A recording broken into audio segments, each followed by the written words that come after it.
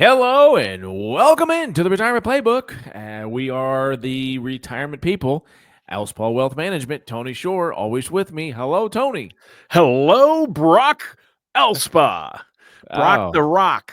How you doing today? I am wonderful. I Good. am wonderful, ecstatic to be here. Can't wait to bring some information to the folks today.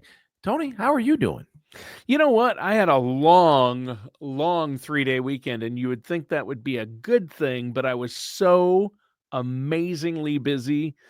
Nonstop stuff. My daughter graduated from Stuff. college, magna cum laude, by the way, Ooh, 3.9. congratulations. Yeah.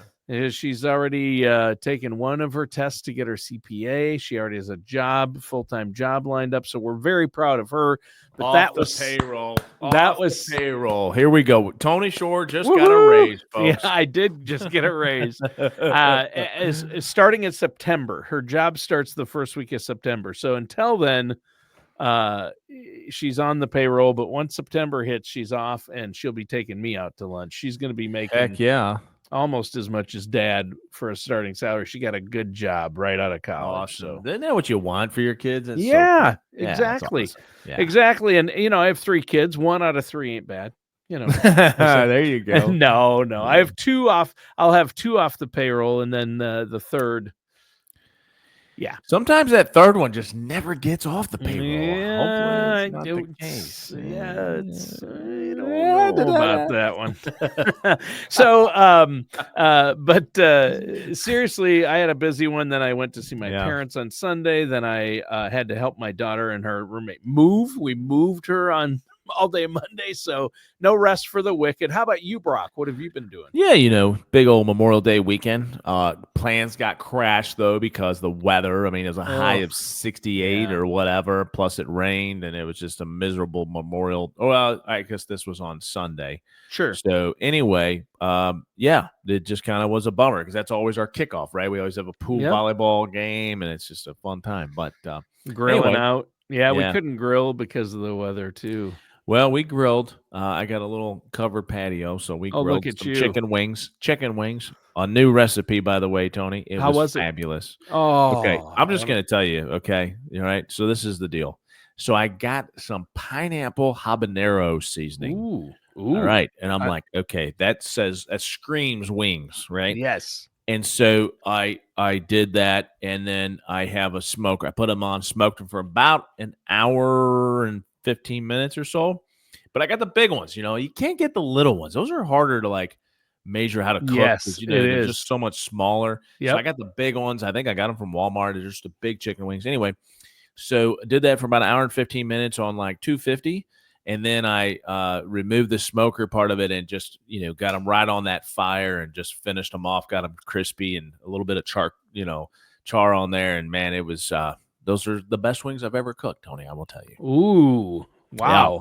Yeah. I want an invite next year. I forgot a little bit of zesty barbecue sauce. Once you take them off the smoker, you put them in a bowl, you toss them in a little bit of zesty barbecue sauce, and then put them back on the fire and get that caramelized of that zesty barbecue sauce, along with the pineapple habanero and a little bit of salt, garlic, and pepper. Whew, wow, that was fantastic. Anyway, I digress. Sounds delicious. Wow, now we're going to have to wrap this show up so I can go grab something to eat.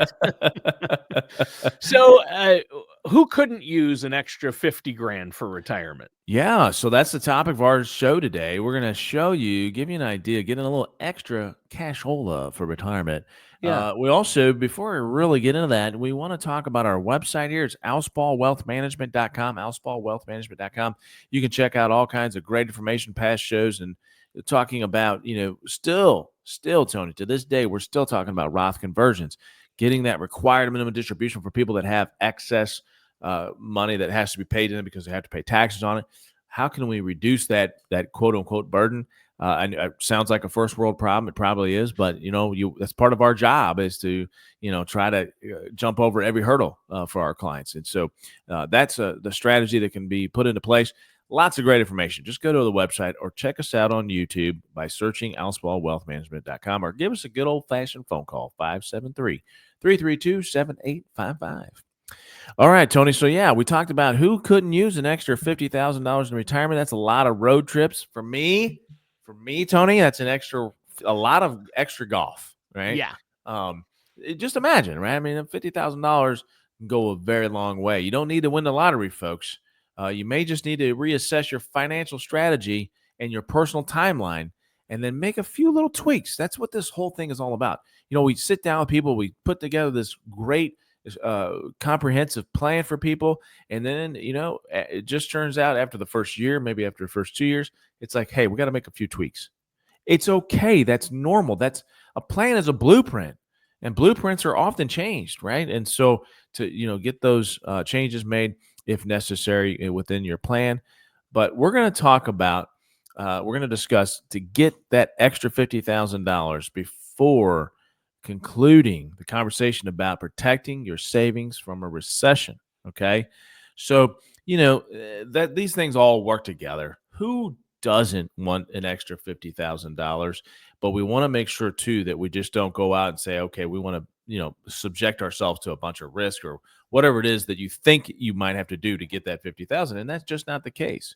Kind of alluded to it, right? Reassessing your financial situation, making a few tweaks.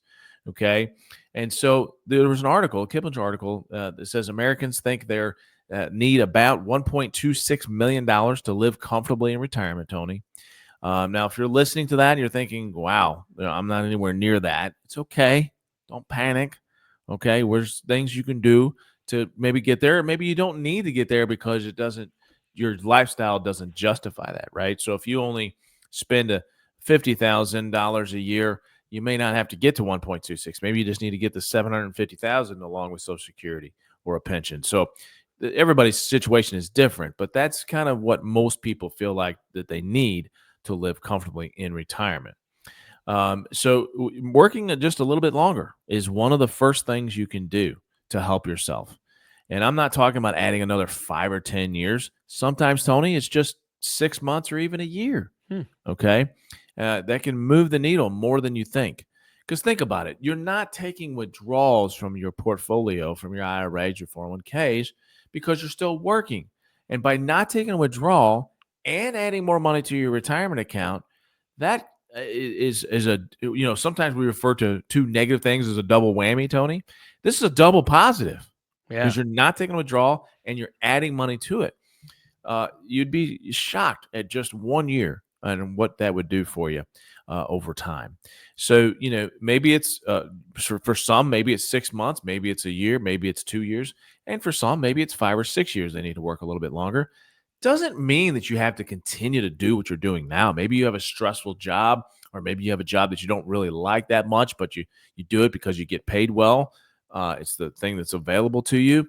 But, when you're working, we're talking about working in retirement, that doesn't mean you continue to do the same thing that you're doing now. I mean, there are lots of folks that can go and get part-time jobs and whatnot and to supplement their income. And again, the biggest part of this, Tony, is making enough income by working to not have to take out of your portfolio. Okay, so that might be something that you consider. Working just a little bit longer makes a huge difference. Yeah.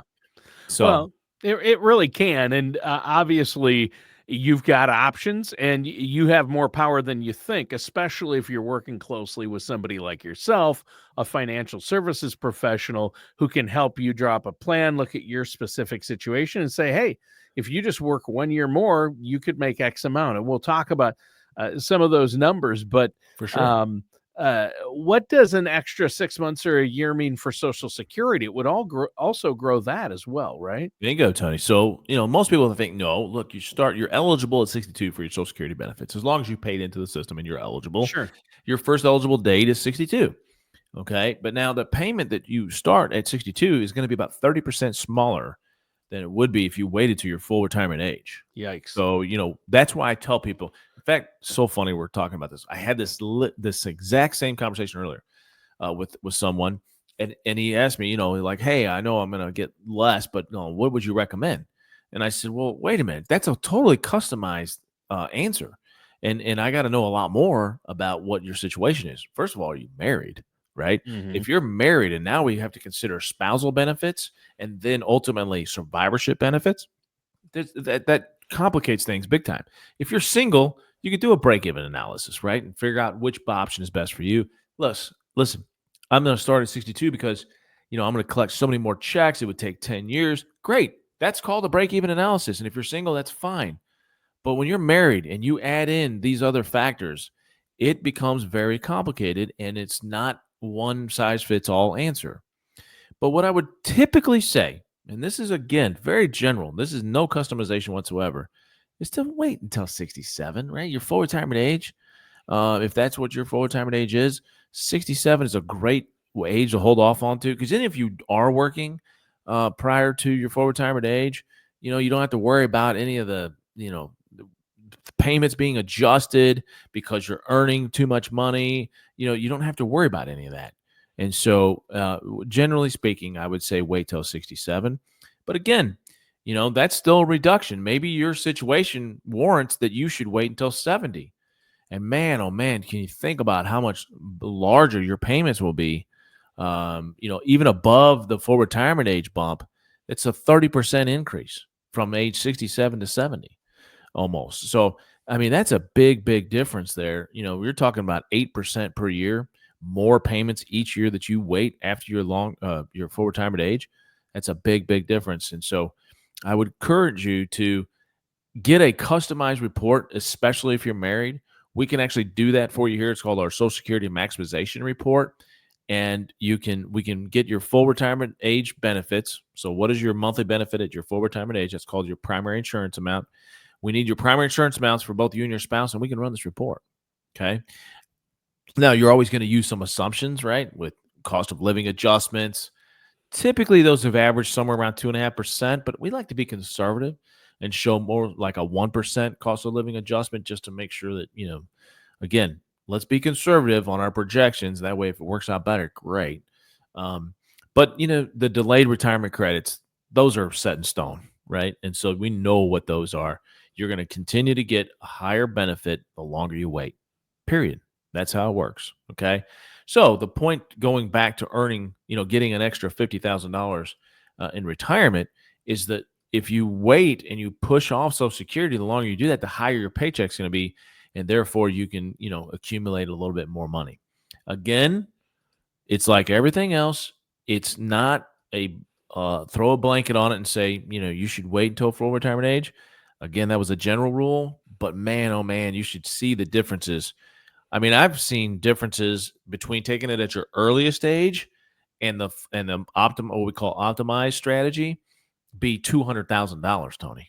I mean, that's a big, big number. Well, yeah, it's a 60% swing. So, almost. I mean, you talk about if you start at 62, you're locking in the lowest possible amount. It's 30% smaller than your full retirement age. But if you wait until 70, it's 30% above what it'd be at your full retirement age. That's a Right. 60% swing.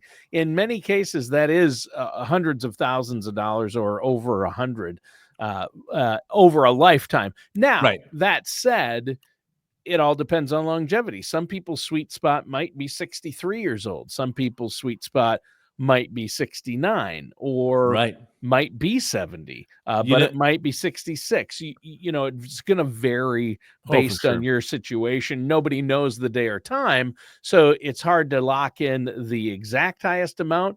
But like my Mhm. grandfather lived to 101, right? He probably should have waited until age 70. He didn't. I think he filed at his full retirement age, which at that point was 66, maybe, or 65. He might have taken it. But he didn't need it. He had income. So he ended up paying some of that back. You don't want to take it if you have full-time income either. He didn't retire from farming until he hit about 80. So Right. Yeah. crazy, Well, isn't it? and to that point, I didn't address that, but once that's another benefit of waiting till your full retirement age, because once you're full retirement age, you can make as much money as you want and collect the benefits, and they're Oh, not that's going to true. withhold Good anything. point. So, Yeah, I'm glad you pointed that out. yeah. Yep. So what is delaying? We talked about Social Security, Brock. What does delaying retirement, even just a little bit, like 6 months to a year, potentially mean for your actual retirement savings in those retirement accounts, like your Oh, 401k man. or IRA? Yeah. It's like I said, if you had an equivalent to the double whammy of taking Right. money out and it going down, it's the Right. opposite of that, right? So Right. you're not taking money out, you're letting it grow, plus you're adding to it. So actually, okay, let's call it the triple whammy. Okay, there's not triple whammy, triple positive, and so Sure. that's always a good thing. One last point on Social Security, though, Tony, I wanted to make, Sure. which was, hey, listen, if your situation, if you're married, again, it complicates things, but there's other things to consider too. And I wanted to point out a couple of those. One is your health, right? I mean, if you're not a Yeah. very healthy person and you're a smoker and all these other things, not that I'm hating on smokers, but it's just, Mhm. it's a fact that smokers don't live as long as on average as people that don't smoke. No, this And is true. and if let's say you have other underlying conditions, let's talk Let's about say maybe, and I'm just throwing this out there, let's say somebody eats a pizza a day. I'm not gonna name names or anything, Tony Shore, but let's just say somebody eats a what pizza a day and drinks enough caffeine to kill a horse, maybe or what might about chicken affect. wings? Throw some chicken wings in there, mix it up a little bit. Don't have a pizza every day. Throw some wings, throw some ribs in there. Okay. Right. But the other thing is family history, Tony. I mean, these are Sure. things you have It's to true. consider when you're developing your Social Security maximized strategy. And so those are the things that we'll talk about with folks when we're doing plans for them. But anyway, the point is that there's a lot of things to consider when it comes to Social Security. Now, let's go back to what you were talking about, which was taking withdrawals out of the market. And again, when we're talking about, let's just call it what it is, sequence of returns, Mhm. right? So let's Yeah. just talk about like this year. Wow, it's been a crazy year in the stock market. Up 1,000, down 1,000, up 700, down 700. And it's just one of those years where you just get a little concerned if you're taking out, say, 4 or 5% of your portfolio, and then in 1 month, April, it was down 15%, Mhm. and you're like, oh my gosh, what is going to happen here? So now we're talking about the market rebounding here. I mean, it's just been a real jigsaw. I mean, it's just crazy how the market has been this year, but it makes people feel like that they are in danger, and you could be if you don't have the right strategy. Okay, so again, kind of talking about the sequence of returns. When you're accumulating money and you're saving money, you're putting it in every paycheck while you're working, the sequence of returns don't matter, Mm. right? Because, maybe you were earning 10%, negative 18, 5%, 6%. And it doesn't matter as to the sequences of those returns. Now, in retirement, when you start taking money out of your portfolio, it absolutely matters. And so you have to have a strategy to combat the negative effects of the sequence of returns and negative years, right, in the stock market. And so it's always good to be diversified and have money that is not subject to losses in the market, and therefore you can withstand several years of the market just kind of doing up and down thing, the roller coaster that you sometimes feel like you're on with the stock market. So there are ways, there are strategies to put in place, and that's where I say I don't understand. I mean, if you do it on your own, if you do all your planning and all your investing on your own, I don't get that, because you're missing so many different aspects that professionals get paid for they can bring to the table.